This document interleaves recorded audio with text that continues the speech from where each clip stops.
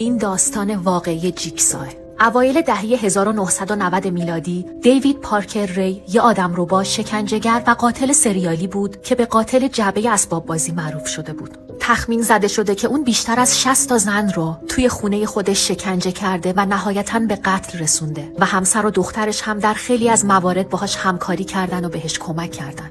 کسی که نهایتاً الهام بخش لی ونل و جیمز وان برای خلق فیلم اره شد. دیوید توی دوران نوجوانیش قربانی آزار و اذیت پدر و پدر بزرگش شده بود و همین موضوع از اون یه هیولا ساخت.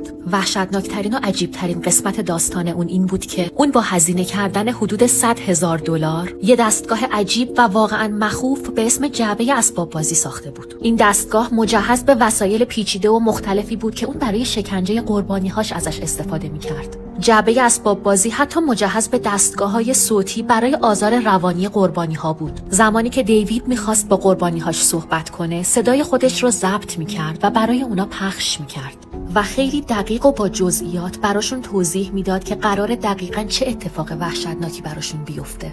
سال 1999 دادگاه دیوید رو به 224 سال زندان محکوم کرد. سال 2001 اون به خاطر حمله قلبی توی زندان جونش رو از دست داد. اینجا عجیب ترین اتفاقا و ماجراهای دنیا رو براتون تعریف میکنیم.